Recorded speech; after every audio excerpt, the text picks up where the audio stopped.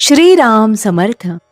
श्रोते हो, आपण ऐकत आहात श्री गोंदवलेकर महाराज यांचे प्रवचन. सदाचरण परमार्थाचा पाया आहे. राम सहज हाती लागेल म्हणून जी काही साधने समर्थांनी सांगितली आहेत त्यामध्ये चांगल्या ग्रंथांचे वाचन हेही एक आहे. परंतु कोणत्याही ग्रंथाचे अगर पोथीचे वाचन करताना केवळ काहीतरी वाचायचे म्हणून वाचन करू नये. अर्थ कळल्याशिवाय पोथी खरी वाचल्यासारखे नाही होणार. तसेच जितका त्याचा अर्थ कळला तितके तरी कृतीत आणण्याचा प्रयत्न करावा. आपण जे करीत नाही ते प्रथम करायला सुरुवात करावी. भाराभर वाचले आणि कृती केली नाही तर काय उपयोग? 4 मैलांचा रस्ता असला तर सबंध रस्ता एकदम दिसावा असे म्हटल्याने कसे होईल? 1 मैल रस्ता चालावा म्हणजे पुढचे दिसेल. जसजशी मजल मारावी तसतसे पुढचे दिसू लागेल. परमार्थाचेही असेच आहे. बापासारख्या मिशा मला याव्या म्हणून लहान मुलाने हट्ट धरला तर कसे होईल? त्याचप्रमाणे आजच मला देवदर्शन व्हावे म्हटले तर कसे होईल? सद्गुरूची आज्ञा पाळावी, साधन करू लागावे म्हणजे सर्व काही होते.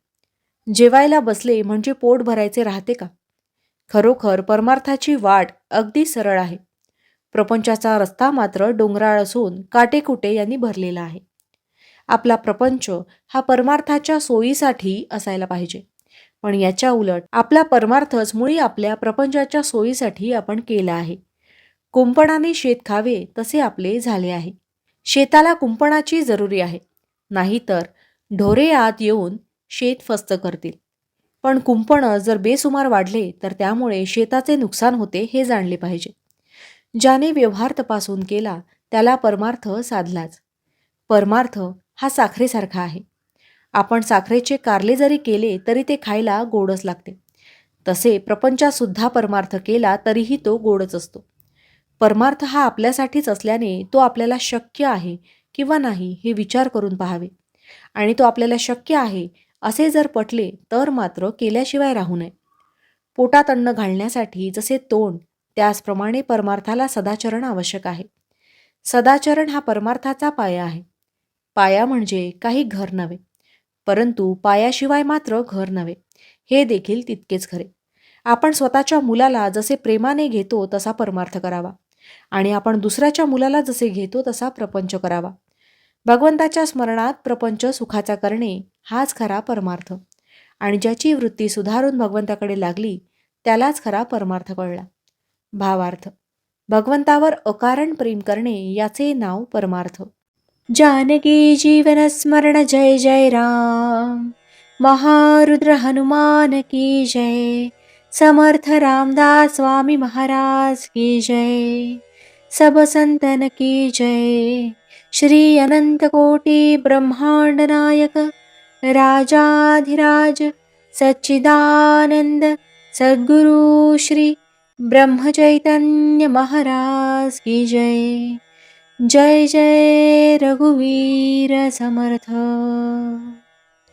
आता आपण 13 वेळा नामस्मरण करूया. श्रीराम जय राम जय जय राम. श्रीराम जय राम जय जय राम. श्रीराम जय राम जय जय राम. श्रीराम जय राम जय जय राम. श्रीराम जय राम जय जय राम. श्रीराम जय राम जय जय राम. श्रीराम जय राम जय जय राम. श्रीराम जय राम जय जय राम. श्रीराम जय राम जय जय राम. श्रीराम जय राम जय जय राम. श्रीराम जय राम जय जय राम.